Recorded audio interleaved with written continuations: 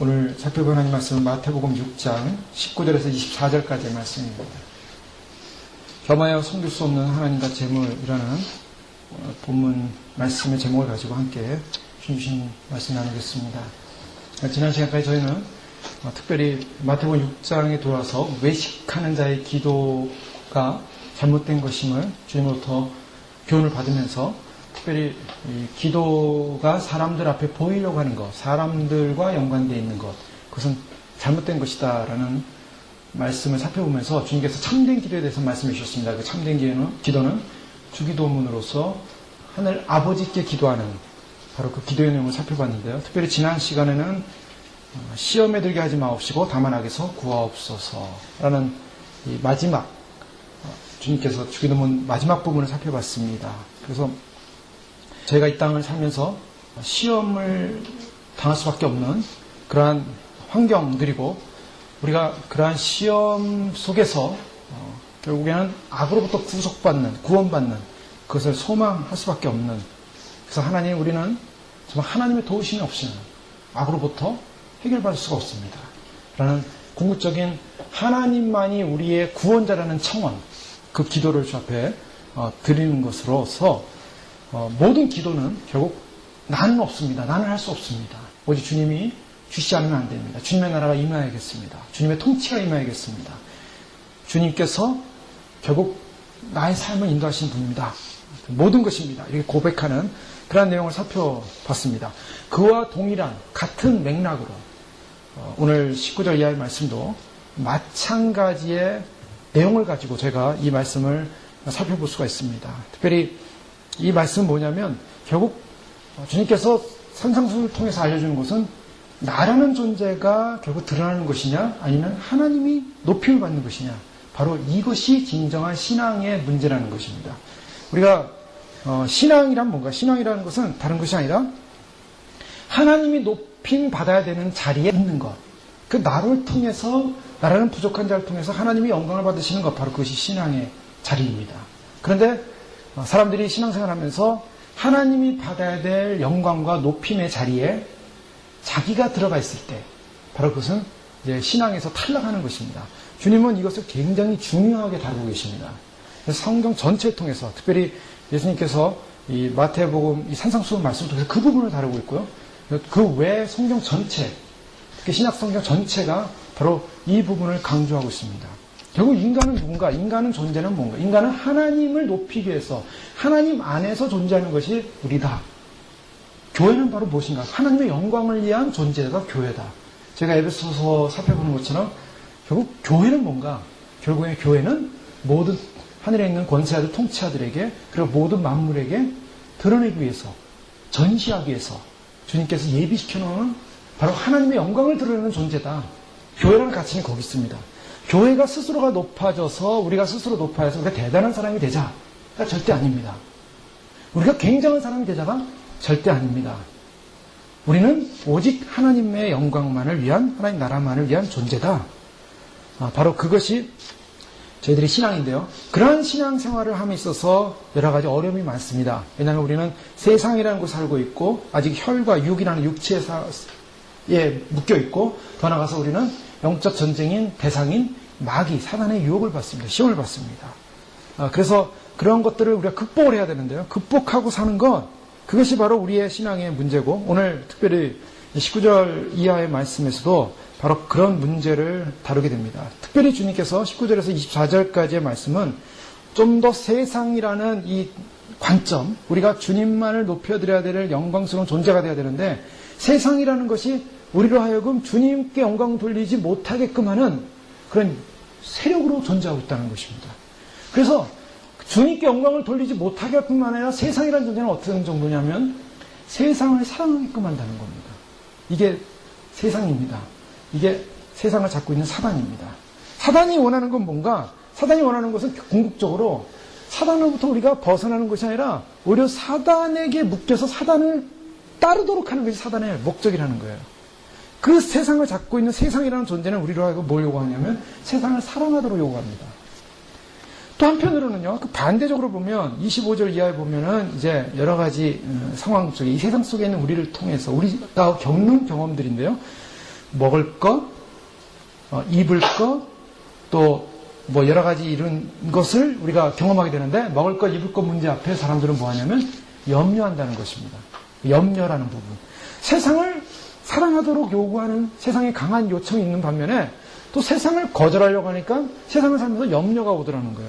그래서 너무나 근심과 걱정과 염려 가운데 빠뜨리게 하는 거 아주 극단이라는 것입니다. 세상이 우리에게 주는 것은 세상을 사랑하도록 만들지 않으면 세상으로부터 벗어나고자 하는데 염려가 되는 거예요. 세상 속에 묶여 있기 때문에. 그런데 오늘 첫 번째 그 앞부분으로서 세상을 사랑하는 문제, 세상을 사랑하면 안 된다. 결국 그 부분을 주님께서 말씀하고 있고 우리는 세상이라는 존재가 우리를 사랑하도록 끌고 있는데 요청하고 있는데 우리는 그런 세상에 대해서 어떻게 반응해야 되는가, 무엇이 지혜로운 것인가, 그 부분을 살펴보기를 원하는 것입니다. 19절 말씀 보면 너희를 위하여 보물을 땅에 쌓아두지 말라. 동록이 해하며 도둑이 구멍을 뚫고 도둑질 하느니라 라는 이 말씀이죠. 이 말씀이 주는 것은 뭔가 간단합니다. 주님께서 너희를 위하여 보물을 어디다가 땅에 쌓아두지 말라. 장소가 나오죠. 땅이라는 곳입니다. 땅은 어디입니까? 세상입니다. 땅은 세상. 세상에 쌓아두지 말라라는 것입니다. 여기서 우리의 이 첫 번째 선입관은 뭐냐면 보물하면 뭡니까? 보물하면 사람들이 무슨 선입관을 먼저 갖죠?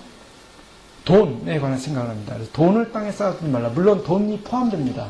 왜냐하면 우리가 이 땅을 살면서 가장 우리가 소중히 여기는 가치성이 있다면 세상의 가치성은 돈입니다.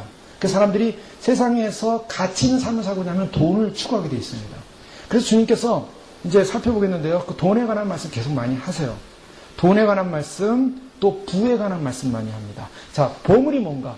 보물이라고 할 때 그 보물의 가치성은 바로 우리가 알고 세상에서 권세와 영광과 명예와 자존심을 가지고 살 수 있는 근거가 되는 것이 보물입니다.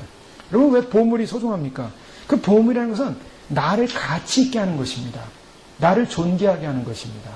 나를 가치 있게 하지 않는 것이라면 보물로 여기지는 않습니다.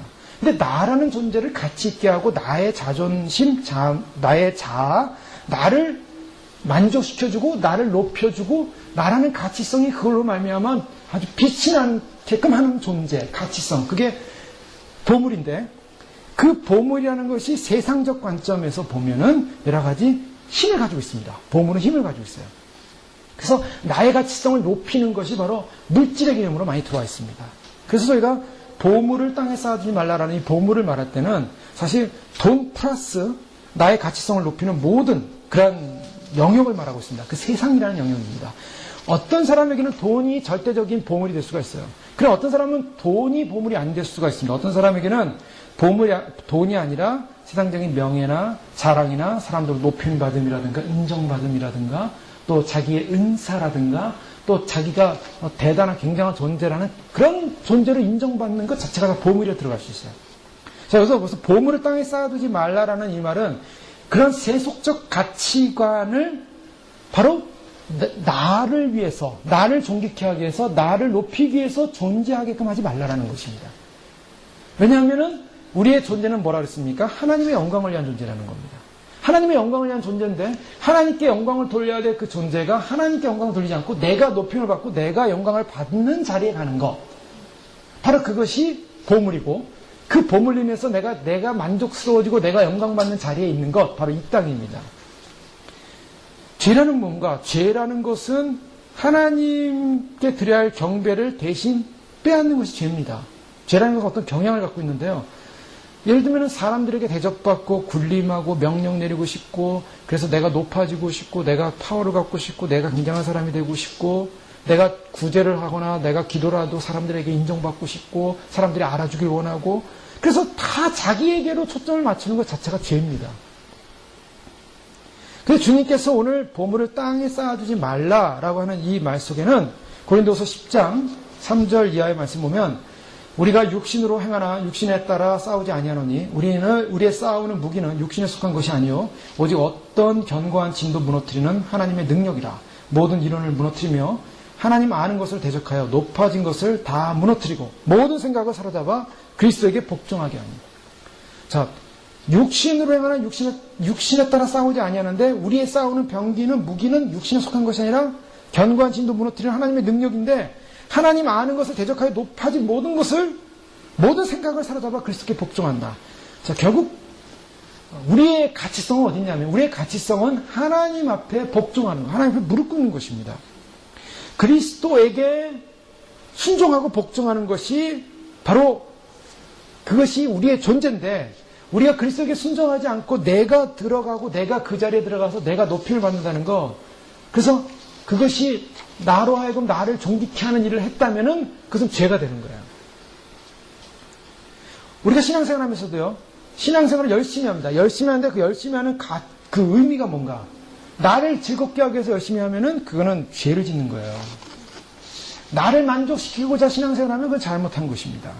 내가 신앙생활을 얼마나 열심히 했냐, 기도를 얼마나 열심히 했냐, 모임을 얼마나 열심히 나갔나, 내가 얼마나 전도를 했나, 내가 얼마나 선교를 했나, 내가 얼마나 또 구제를 했나, 내가 얼마나 봉사를 했나, 내가 열심히 신앙이라는 이름으로, 교회라는 이름으로, 믿음이라는 이름으로 일을 했습니다. 그런데 그게 다 자기를 만족시키고자 하는 거예요. 아, 나 이런 훌륭한 사람이다, 나 이런 신앙인이다, 나는 이런 믿음 사람, 좋은 사람이다, 주님이 날 기뻐할 거다, 주님 앞에 나는 얼마나 대단한 존재인가. 그거 죄를 진 겁니다, 그 신앙생활이. 내가 얼마나 많은 일을 했냐가 중요한 게 아니에요, 주님 앞에서는. 얼마나 굉장한 일을 했냐가 중요한 것이 아닙니다. 내가 나의 모든 삶의 전 영역에서 하나님과 그리스도를 높이고, 나는 거기서 아무것도 아니요, 나는 무릎 꿇는 자요, 나는 복종하는 자요, 나는 주님을 경배하는 자요, 오직 주님의 영광과 주님의 나라를 위한 존재로서 내가 살았는가? 주님을 마음의 중심에 모시고 살았는가 정말? 주님이 내 마음의 중심의 왕으로서 존재하고 내가 그분에게 순종하고 그분의 말씀에 음성에 귀를 기울였는가? 이것이 중요한 것이죠. 자, 오늘 너희로 해 보물을 땅에 쌓아두지 말라. 이 보물 가치성, 이 가치성, 즉 나를 높이는 그런 가치성에 있는 모든 것들, 그것이 부가 됐던, 돈이 됐던, 그것이 명예가 됐던, 어떤 자랑이 됐던, 하여간 그 안에 나를 높이고자 하는, 나를 존귀케 하고자 하는 그런 가치성을 가지고 살았다면 그 모든 삶은 이 땅에 보물을 심어놓은 삶이에요. 나를 위한 삶이었다는 것입니다. 나를 위한 삶, 이 땅에 존재하는 가치성 때문에 나를 위한 삶을 살았다면 어떻습니까? 그 사람은 하나님 앞에서 이것이 바로 죄를 진 것이에요. 이거 참 우리의 삶의 가치성이 어디 있어야 되는가 분명히 말씀하고 있죠. 아무리 작은 것이더라도 그것이 내가 이 땅을 살면서 나를 만족시켜줄 만한 그런 가치성으로서 나에게 소중하다면 그것 때문에 사람이 산다는 거예요. 어떤 사람은 그 물질, 돈 때문에 열심히 돈을 버는 사람이 있죠. 그 돈의 가치성, 돈을 많이 벌면은 내가 높아지기 때문에, 내가 가치가 높아지기 때문에 자꾸 돈을 더 버는 겁니다. 그래서 돈을 많이 벌어놓으면 나의 가치성이 높아지는 거예요. 그래서 돈을 더 벌고 벌어도 모자라요. 그래서 또 벌고 더 벌어야 돼요. 왜요? 가치성은 끝이 없이 높아져야 되기 때문에. 그러니까 결국에는 그런 가치성으로 살아가는 것 자체가 죄인 거예요. 완전히 죄입니다. 예를 들면은 내가 다른 건 다 잘해요. 근데 내 가치성이 어디에 든가? 내 마음의 가치성 어디든가? 어떤 분은 신앙생활 열심히 하는데 집을 새로 샀대요. 근데 집을 새로 샀는데 물론 집을 새로 사서 수리도 해야 되고 여러 가지 해야겠죠. 근데 그 정도가 아니라, 기본이 아니라 거기에 이제 목숨을 거는 거예요. 아, 이거는 나의 가치성, 나의 부가가치를, 나를 높여주는 가치성에서 매일같이 색칠하고 매일같이 사다 놓고 매일같이 붙이고 매일같이 여기다 뭘 치장할까? 여기다 뭘 치장할까? 여기다 뭘 할까? 여기다 뭐 할까? 여기다 뭐 할까? 여기다 뭐 할까? 온통 생각이 거기가 있는 거예요. 그 사람의 가치성은 거기 있습니다. 그 보물을 땅에 쌓아놓는 거죠. 여러분, 우리의 가치성이 내가 무슨 생각을 하고 사는가? 하루 종일 무슨 생각을 하고 사는가? 어떤 데 내 마음을 뺏기고 있는가? 내가 그것만이 내게 그것만 있으면 나는 행복해요. 그것이 높아지면 행복해요. 예를 들면은 반대로 얘기해서 그 문제가 내 안에 싹 들어와 버리면은, 그런 가치성의 문제가 내 안에 들어와 버리면 하나님이 떠나가 버립니다. 내 안에서. 그래서 그 가치성의 침해가 오면은 하나님도 떠나가 버려요. 또 가치성이 만족되어지면 내 그 가치성에 내가 기뻐져요. 그것이 하나라도 내 삶의 영역 속에 있다면은 아직도 보물을 땅에 쌓아놓고 있는 사람입니다. 내가 돈을 버는 말미암아 하나님으로 기뻐하는 그것보다 돈이 더 나에게 기쁨을 주는, 만족감을 주고 있다면 아직까지도 땅에 묶여있는 것이죠. 무엇인가 내 신앙과 내 믿음 속에 주님 외, 주님 만족감 외, 주님을 경배하는 것 외, 주님 앞에 무릎 꿇고 주님을 기뻐하는 것 외, 나를 만족시키고 나를 기쁘게 해주는 그 영역. 근데 그건 빼앗겨서도 안 되고, 그것이 들어오면 더 기쁘고, 그것이 충족되면 더 기쁜 것. 사람들한테 인정받는 것이 될 수 있습니다. 내가 누군가 나를 인정해주면 나는 그냥 주님을 기뻐하는 것보다 나는 그게 더 행복한 거예요. 더 기쁜 거예요. 그게 만족이 안 되면 나는 불행한 인생이에요. 나는 내가 소중하게 여기는 그 가치성으로부터 내가 그것을 빼앗겠다고 생각하면 내는 정말 불행한 사람이 된다. 라고 생각한다면 아직도 땅에 보물을 묻어놓고 있는 뭔가가 있다는 거예요.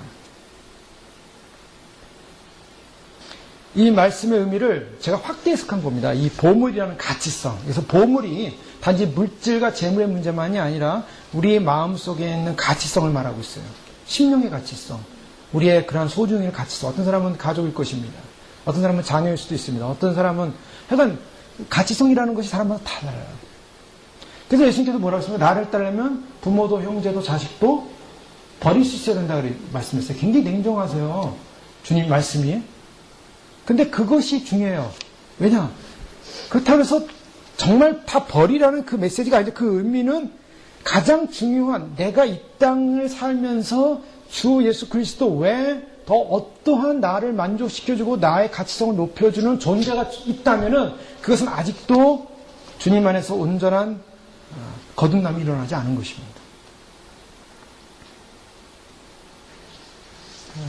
사람마다 다 달라요. 어떤 사람은 뭐 돈에 대해서는 전혀 상관이 없는 사람이에요. 근데 그 사람이 그리스도의 이름으로 신앙의 이름으로 당신에게 명예를 줄게. 당신이 한 자리 줄게. 높임 자리를 줄게. 당신에게 무슨 장자리 하나 줄게. 그러면 그거는 너무 좋은 사람이 있어요. 그런 분들이 있어요. 어떤 분들은 뭐 돈하고는 상관이 없어요. 그런데 별로 이렇게 시험이 안 들어요. 뭐 워낙 그런 초월하다. 그런데 무슨 장을 못해서 안 달라는 사람이 있어요. 그 사람은 그게 아직도 그 영역을 못 벗은 거예요. 아직도 이 땅에 속해 있는 거예요. 하여간 뭐 사람마다 다 다르겠죠. 각자가 땅에서 결정해야 되는, 버려야 되는 그런 문제들이 있어요. 왜요?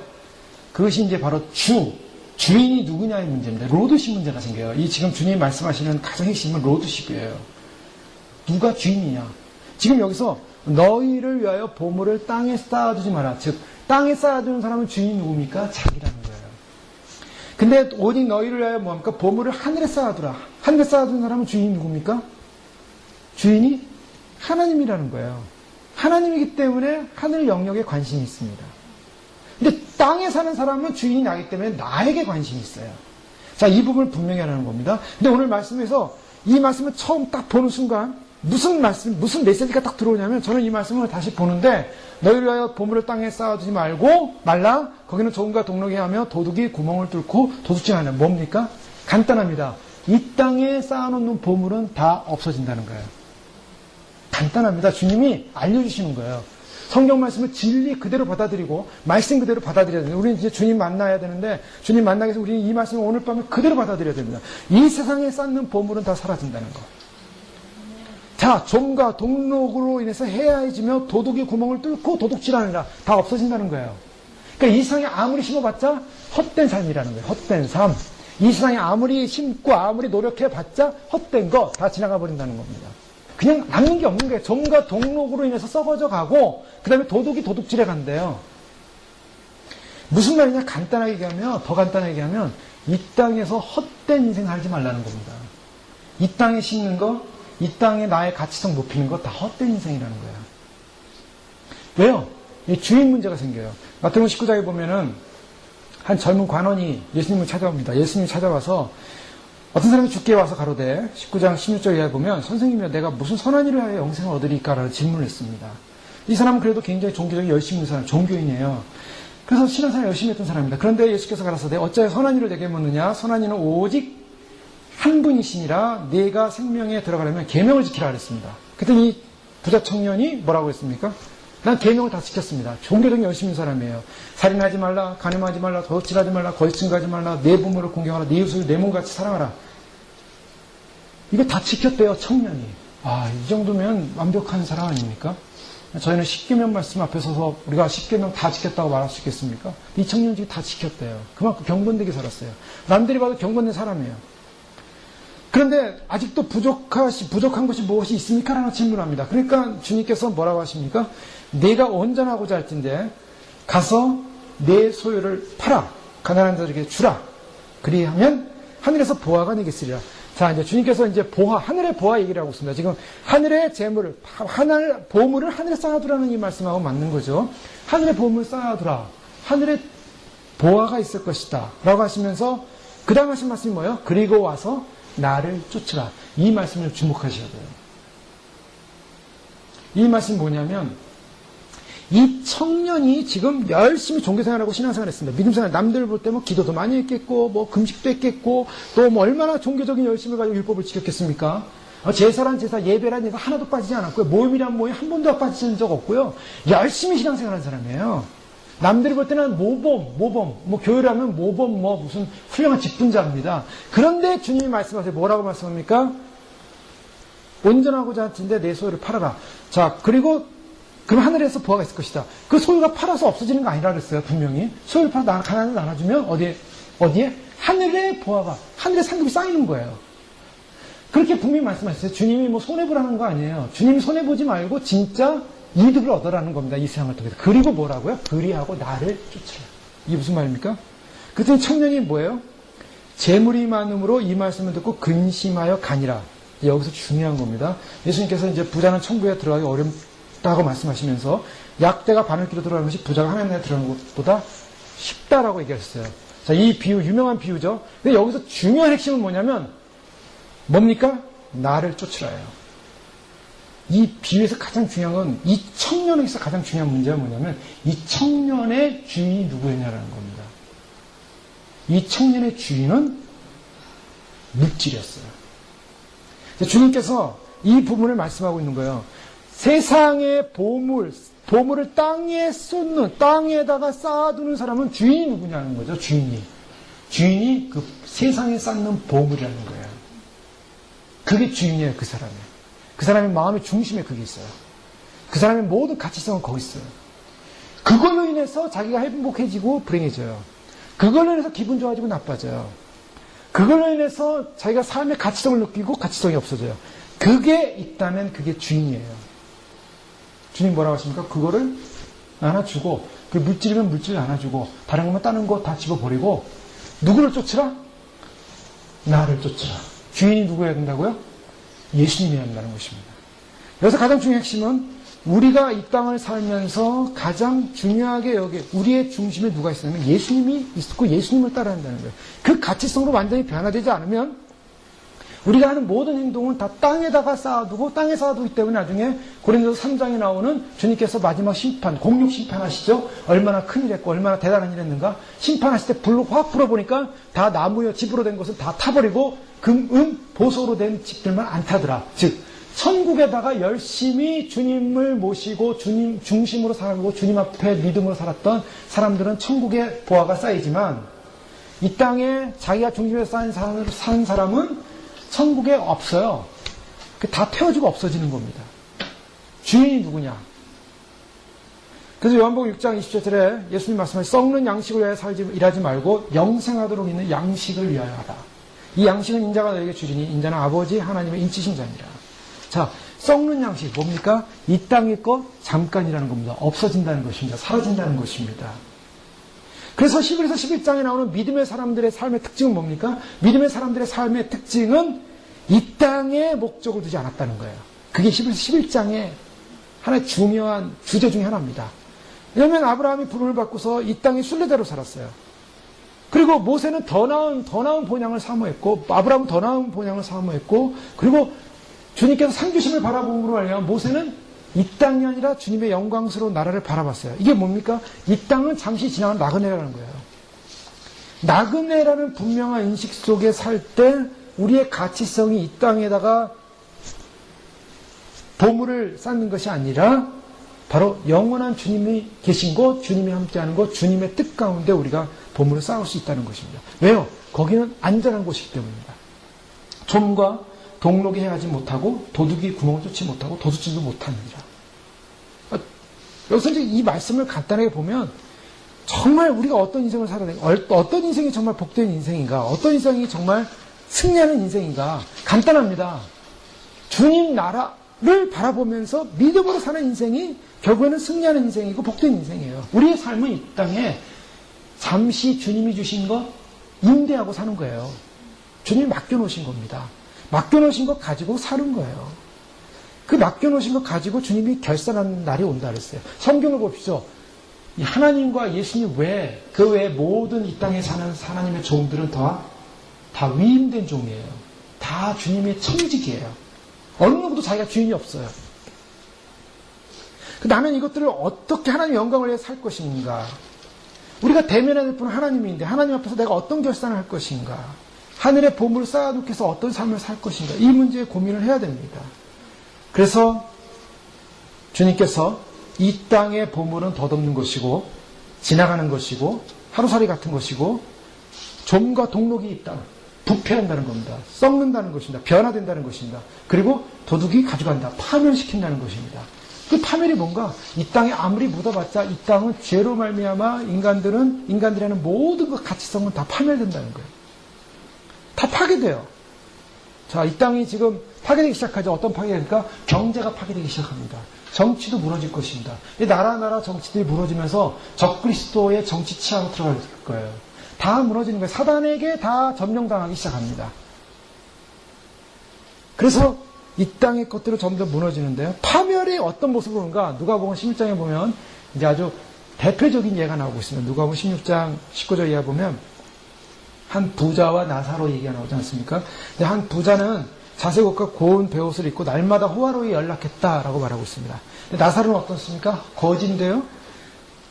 그 부자의 상에서 떨어진 것을 먹으려고 이렇게 그 문 앞에서 이제 이렇게 기다리고 있었겠죠. 뭐 좀 얻어 먹으려고. 근데 개들도 와서 핥더라. 헌대를 핥더라.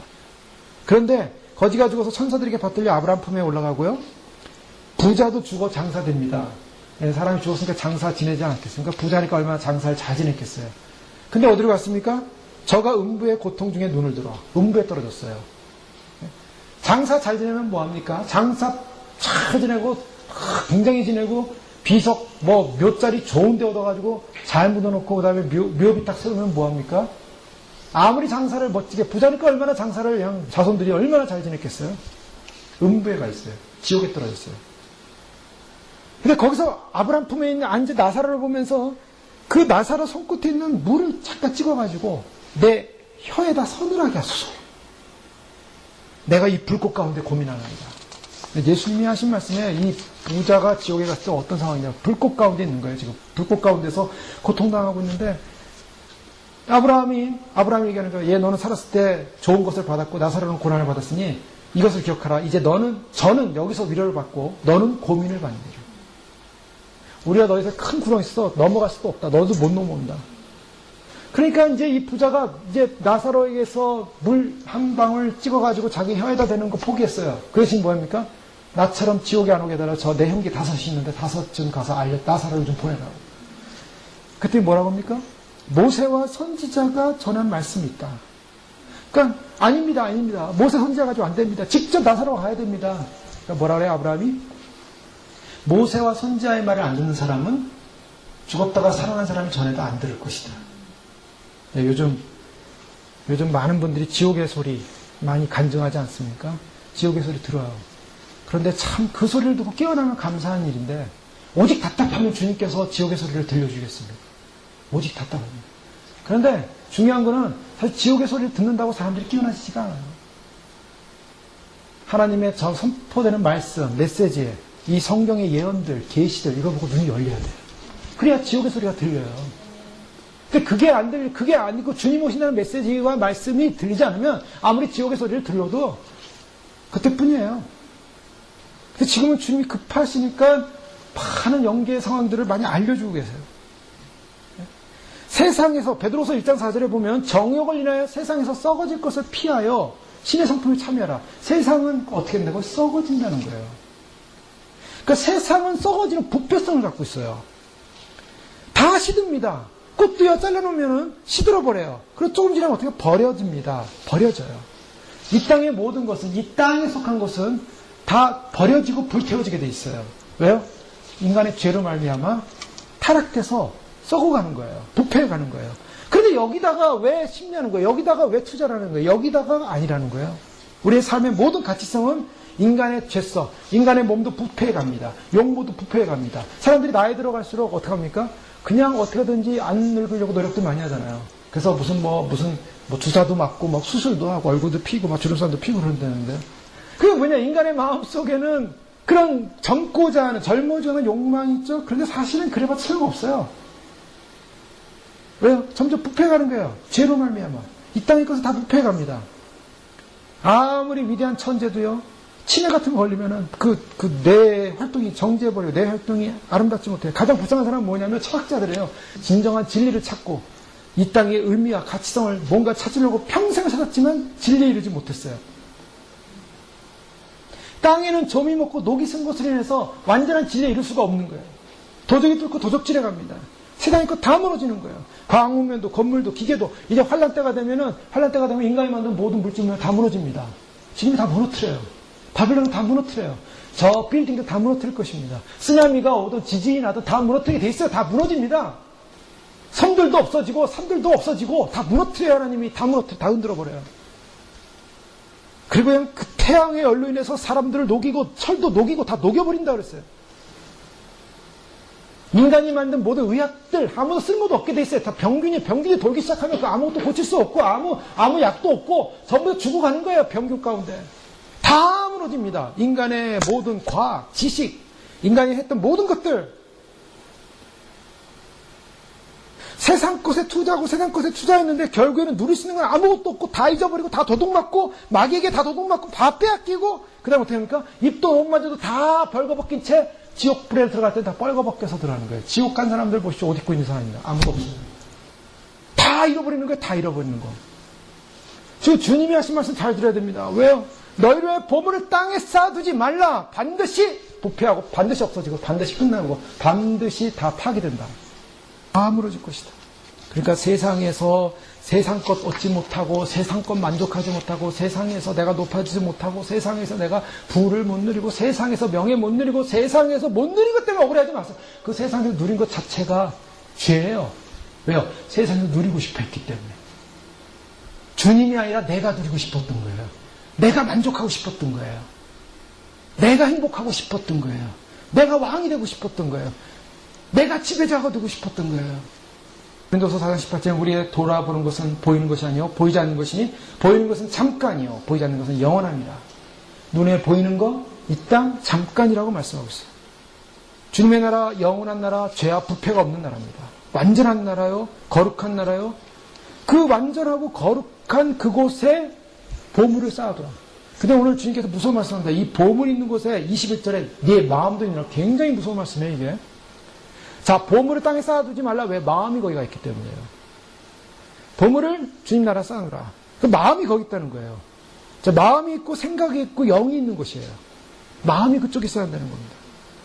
그런데 결론은 뭐냐? 24절에 보면 한 사람이 두 주인을 섬기지 못할 것이요 혹 이를 미워하고 저를 사랑하거나 혹 이를 중히 여기고 저를 경히 여김이라 너희가 하나님과 재물을 겸하여 섬길 수 없다. 자, 여기서 중요한 더 큰 무서운 단어가 섬긴다는 말이 나와요. 자, 보물을 땅에 쌓아두냐, 하늘에 쌓아두냐, 하늘에, 땅에도 적당히 쌓아놓고, 하늘에 적당히 쌓아놔야지, 이렇게 샀는데, 그렇게 생각할 수도 있는데, 그 다음 단계로 가니까 마음이 어디가 있냐는 걸 봐요, 주님은.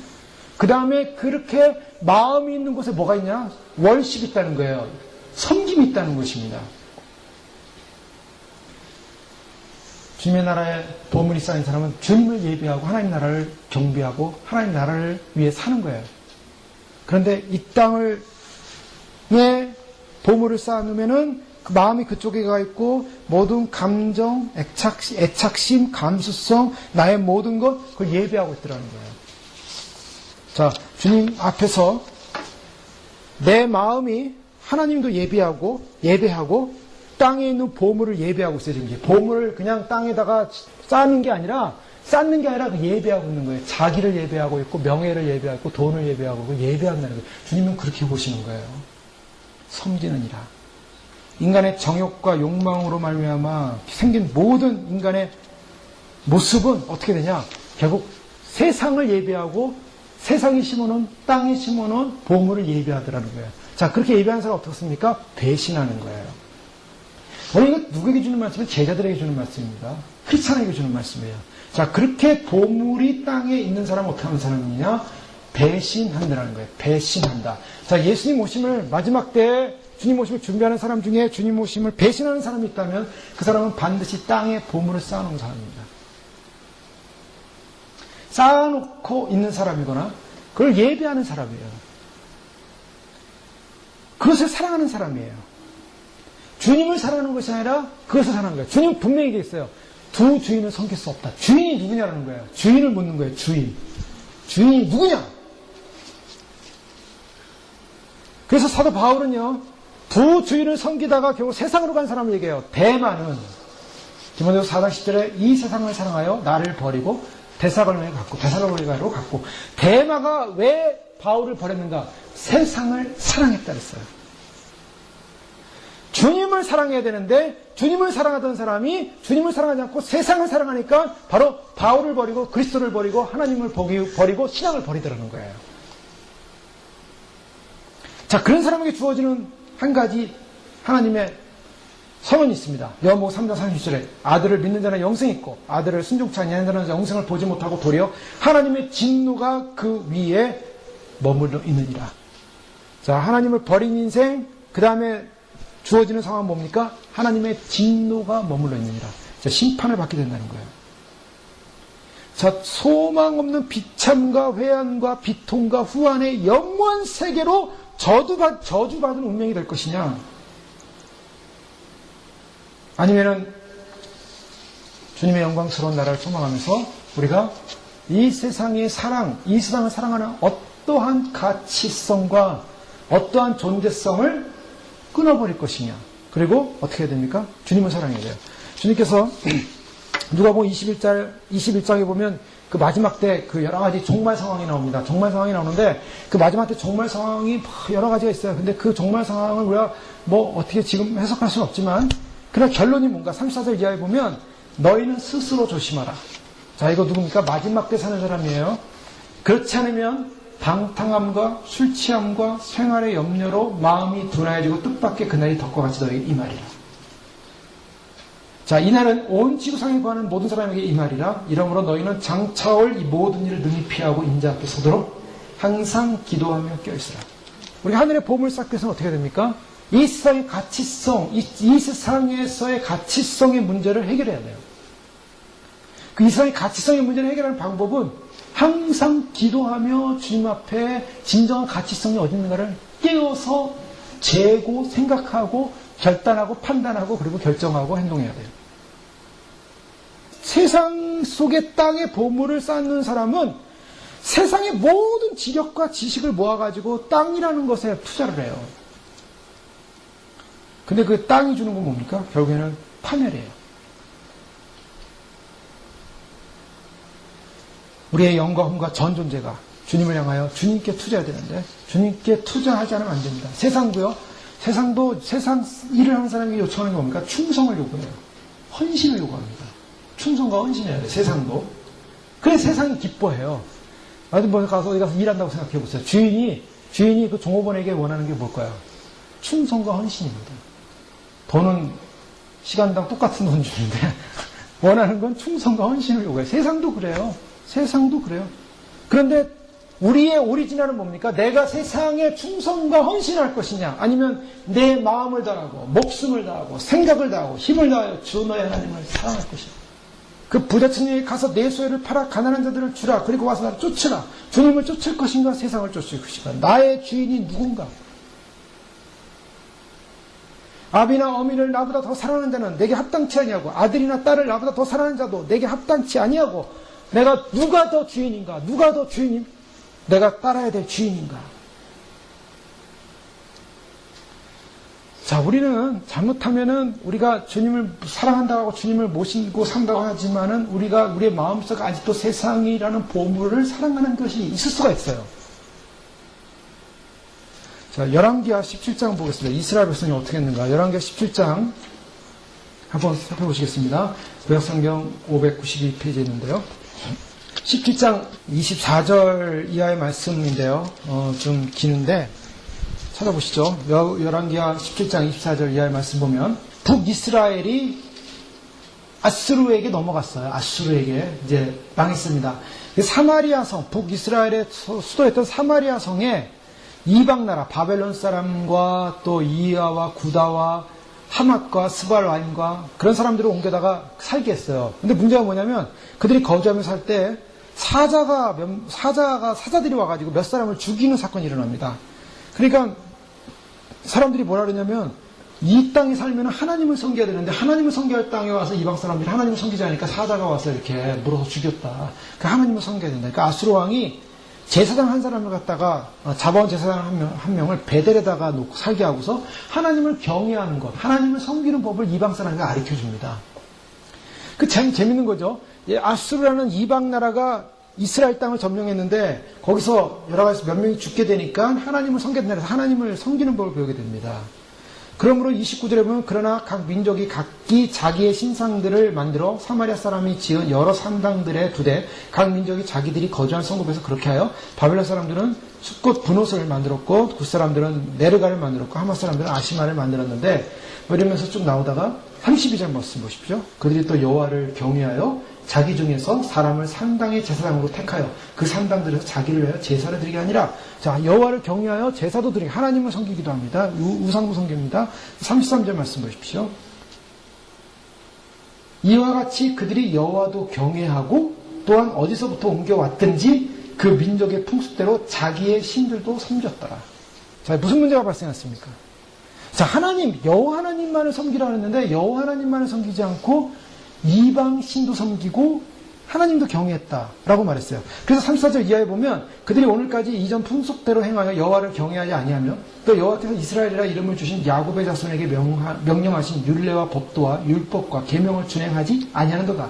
옛적에 여호와께서 야곱의 자손에게 언약을 세우시고 그들에게 명령하여 이르시되 너희는 다른 신을 경외하지 말며 그를 경배하지 말며 그를 섬기지 말며 그에게 제사하지 말고 오직 큰 능력과 편파로 너희를 애굽에서 인도하여 내신 여호와만 경외하여 그를 예배하며 그에게 제사를 드릴 것이며 또 여호와가 너희를 위하여 거룩한 율례와 법도와 율법과 계명을 지켜 영원히 행하고 다른 신들을 경외하지 말며 또 내가 너희와 세운 언약을 잊지 말며 다른 신들을 경외하지 말고 오직 너희 하나님 여호와만 경외하라.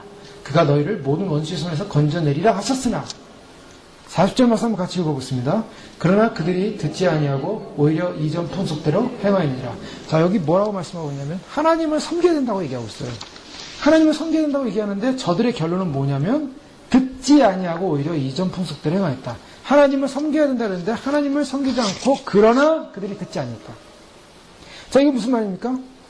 이들은 지금 어떤 삶을 살고 있냐면 결국에는 하나님을 섬겨야 되므로 하나님을 섬길 것을 요청을 받았는데 하나님을 섬기지 않고 하나님을 섬기는 것처럼 하면서 이방신을 섬기더라는 거예요.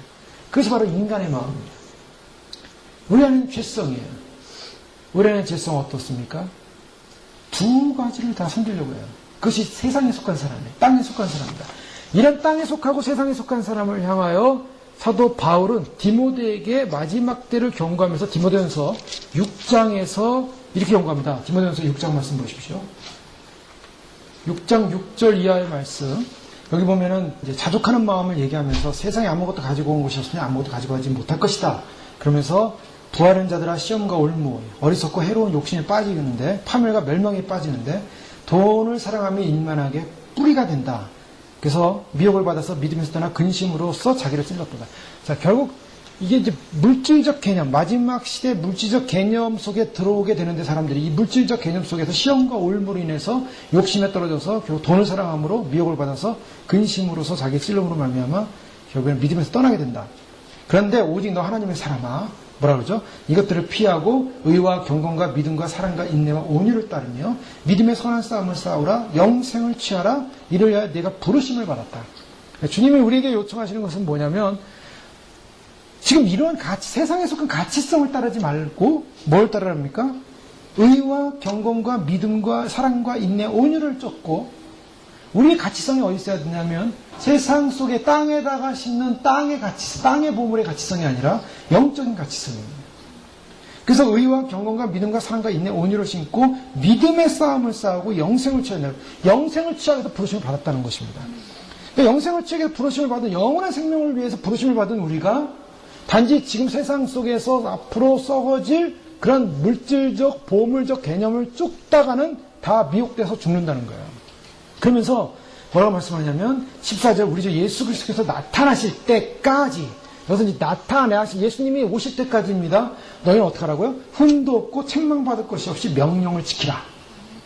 그러니까 마지막 시대 주님 오심을 기다리는 백성들에 있어서 중요한 교훈은 뭐냐면 우리가 세상적 가치관에 있으면서 세상의 물질을 그러니까 우리가 세상적 보물에 투자하지 말고 우리가 영적인 영생을 취하기 위해서 의와 경건과 믿음과 사랑과 인내 온유를 찾는 성품적 변화의 영적인 가치성을 가지고 살아야 한다는 것이죠.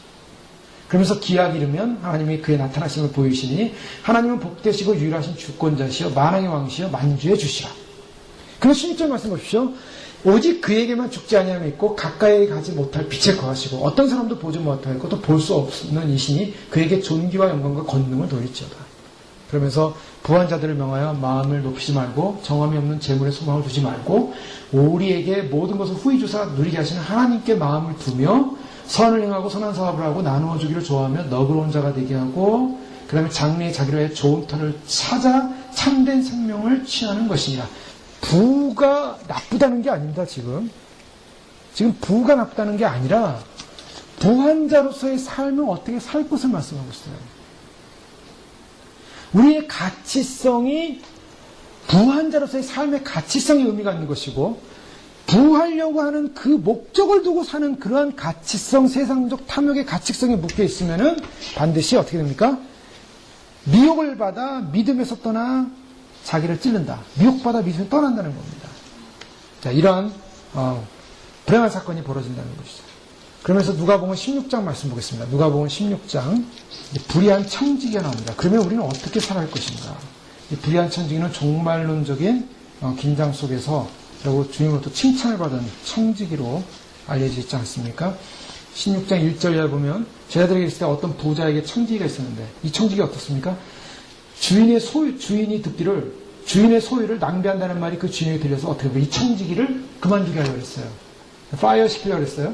그런데 청지기 직무를 계속하지 못하리라 했는데 청지기가 속을 이르되 주인이 내 직분을 빼앗았으니 내가 무엇을 할까? 땅을 파자니 힘이 없고 빌어먹자니 부끄럽구나. 당시에는 이제 주인이 모든 일들을 갖다 청지기에 맡겼는데 청지기가 그 일을 맡아 하는 과정 속에 아마도 이 사람은 고리대금을 했던 것 같아요.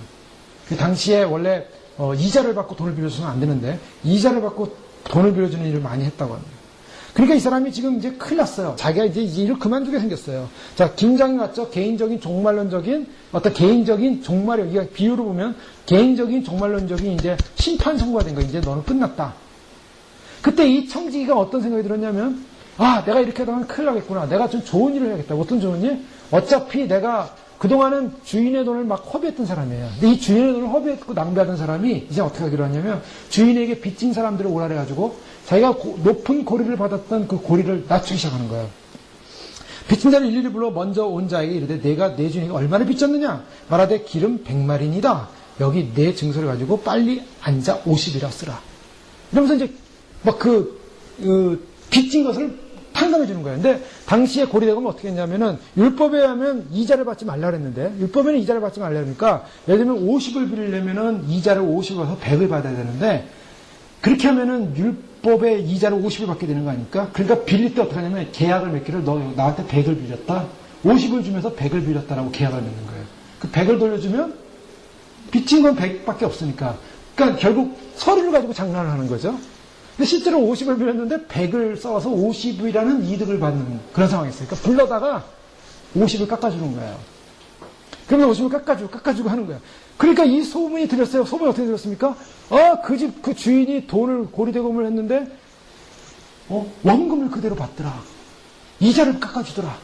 소문이 났어요. 어떤 소문입니까? 좋은 소문이 난 거예요. 좋은 소문. 주인 입장에서는 그 청지기가 사실 잘못한 거죠. 자기 돈을 갖다 더 많이 벌어줘야 되는데 이 주인은 돈에 있어서 좀 관대했던 사람으로 보여요. 왜냐하면 그 종이 그 청지기가 주인의 돈을 낭비한다 라는 소리를 듣고서 내가 너를 그만두게 하겠다.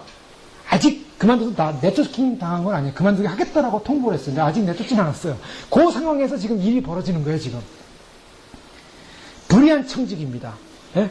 불의한 청지기. 이 사람은 어떤 면에서는 그렇게 의로운 사람이 아니었어요. 불의한 청지기였지만 자기에게 온 그런 종말적 상황 앞에서 그는 어떤 행동을 했냐면 재빨리 행동하기 시작해요. 재빨리 행동은 뭐랍니까? 빨리 주인에게 빚진 사람들의 빚을 탕감해주는 역할을 중간에 하기 시작해요. 그러니까 결국 사람들의 소문에는 저 주인은 정직하게 우리에게 탕감해 주는구나. 놀라운 일이다. 주인도 칭찬을 받기 시작해요. 그러면서 주인이 보기에 이 사람이 비록 불량 청직이었지만 하는 일이 지혜롭다.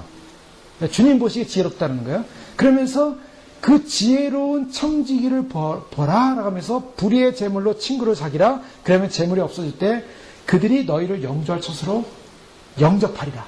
주님 이런 말씀하시는 거예요. 자, 여기서 이제 참 어려운 이 비유인데요. 종말론적인 위기가 왔어요. 어떤 위기?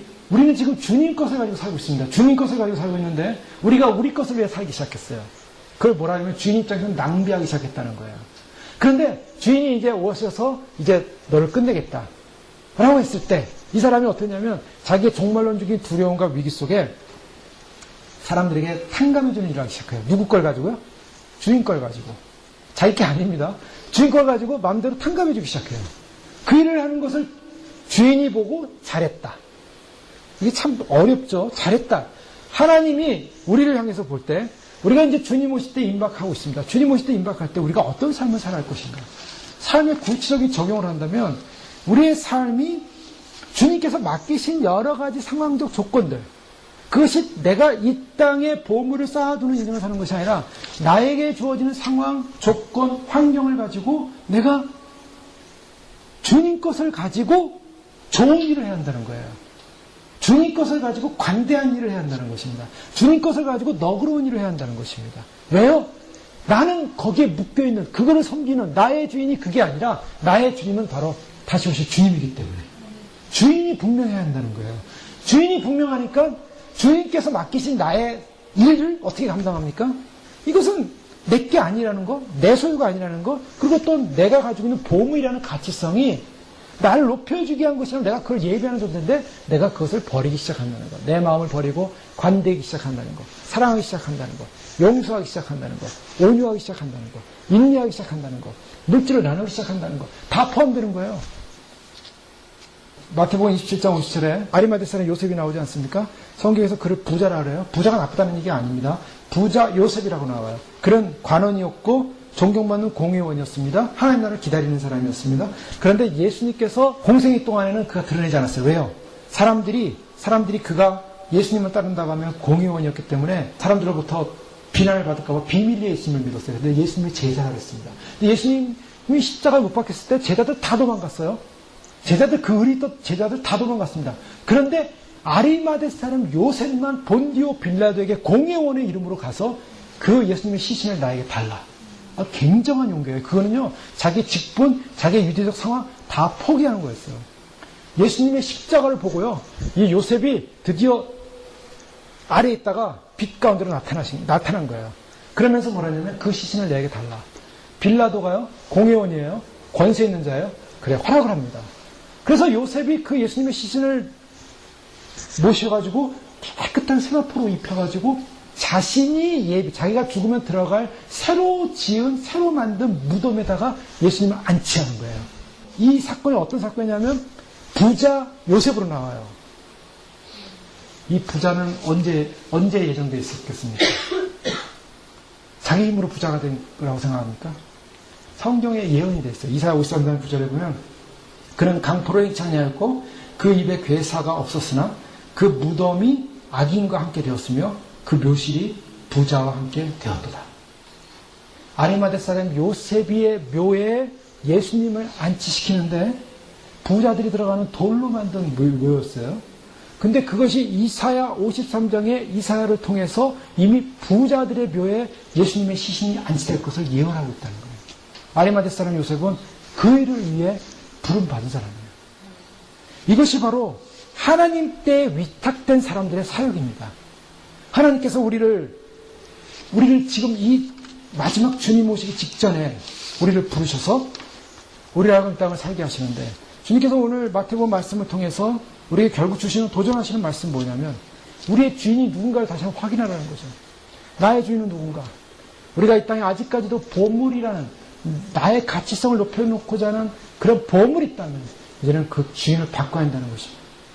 그 주인을 주님께로. 주님만이 나의 주인이십니다. 그리고 내가 쌓아놓는 모든 땅의 보물은 다 파멸될 것이고 없어질 것이다. 주님은 간단해요. 주님은 분명히 그걸 선언했어요. 분명히 말씀하셨어요. 영원한 주님 나라. 주님 나라, 거긴 종도, 동록도, 어떤 도둑도 들어올 수 없는 주님의 나라에 너희의 보물을 쌓아줘. 자, 우리의 보물을 어디다 쌓아야 되겠습니까? 주님 오실 때까지 우리의 남은 생애, 남은 시간, 내가 그동안 가장 소중하게 여기는 내가 섬기는 나의 주인이 누구였는가?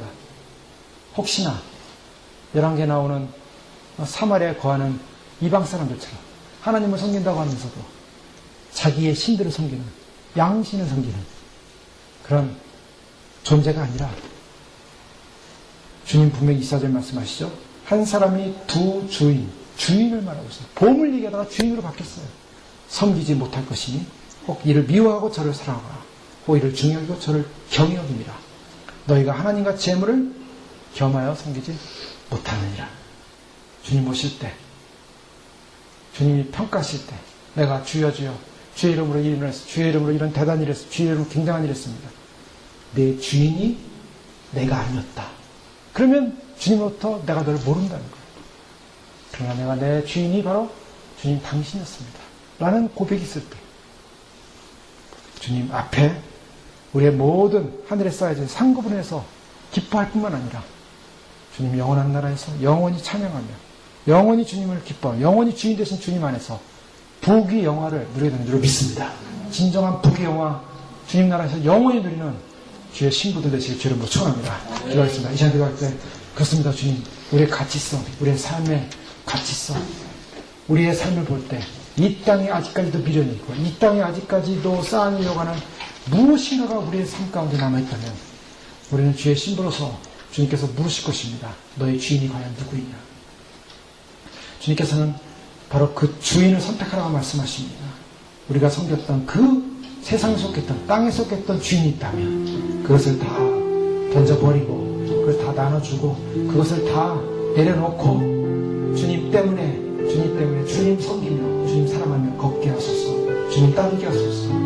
바로 주님이 나를 쫓아라고 말씀하고 계십니다. 참으로 아리마대 요셉이 참으로 그 다 도망간 제자들 바로 다 비겁하게 도망간 모습이었지만 그런 마지막에 주님의 시신을 거두기 위해서 자신이 마지막 청지기의 일을 감당했던 것처럼 아버지 하나님 참으로 마지막 종말론적인 상황 속에 긴장 속에 정말 잘했다 칭찬받을 수 있는 지혜로운 청지기로서 우리가 걸어갈 수 있도록 축복하시고 우리 가운데 행여나 주님 외에 다른 신을 섬기는 그러한 다른 주인이 있다면 오늘 이 밤에 다 정리하게 하시고 결정하게 하시고 주님 한 분만을 섬기고 주님 한 분만을 예배하고 주님 한 분만을 주님으로 섬기며 따라가는 생애 되시고 축복하여 주시옵소서. 함께 기도하겠습니다. 할렐루야. 아버지 하나님 감사합니다. 주님께서 저희를 불러주시고 이 밤에 저를 인도하시고 감사합니다.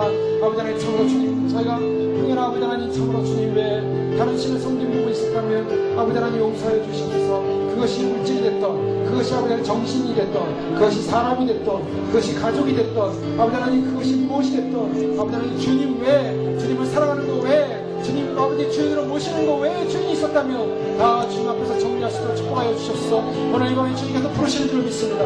오늘 이 밤에 주님께서 저에게 말씀하시는 줄 믿습니다. 아버지 하나님 참으로 저희가 결단하게 하여 주셨소. 저희들의 심령과 영 가운데 참으로 진정한 결단이 일어날 수 있도록 축복하여 주시옵소서. 아버지 하나님 참으로 저희를 불쌍히 주시옵소서. 아버지 하나님 참으로 주님 앞에서 참으로 저희가 결단되어질 때 하나님의 놀라운 애 가운데 결단되어지게 하시고 주 앞에 결단되어지는 믿음으로 살아갈 수 있도록 하나님 저희를 축복하여 주시옵소서. 아버지 우리의 영혼을 깨우소서. 우리의 영혼을 깨우소서.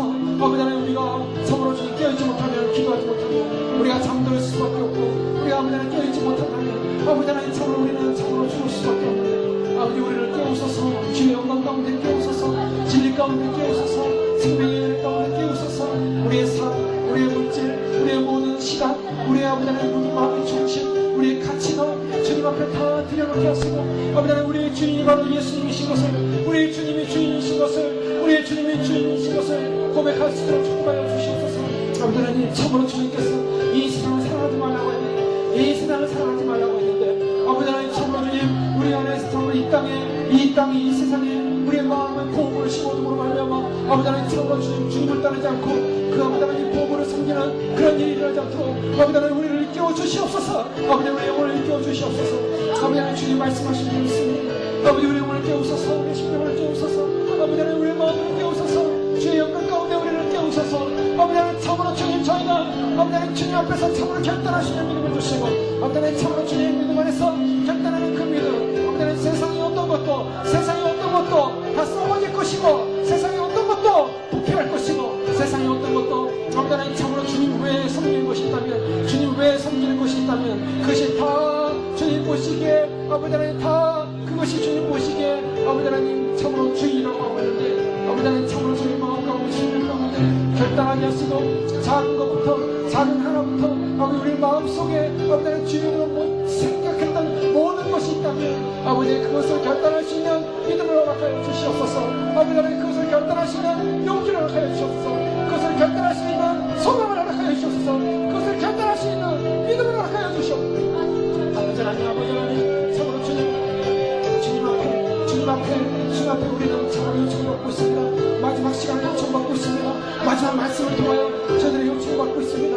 우리가 세상을 사랑할 수 없기에 세상을 살아갈 수 없기에 아버지 하나님 세상의 가치관을 가지고 우리가 마음을 주고 살아갈 수 없기에 우리 마음속에 행여나 주여 행여나 아버지 하나님 참으로 주님 마음에 모시고 주님 마음에 모시고 주님 마음에 주님을 모시고 아버지 하나님 주님을 사랑하고 주님을 따라야 할 텐데 아버지 하나님 마음에 주님 사랑하는 것을 방해하는 주님을 따라가는 것을 방해하는 주님 앞에 나가는 것을 방해하는 아버지 주님을 의지하는 것을 방해하는 어떤 요소들도 우리 안에 들어오지 않게 하여 주시옵소서.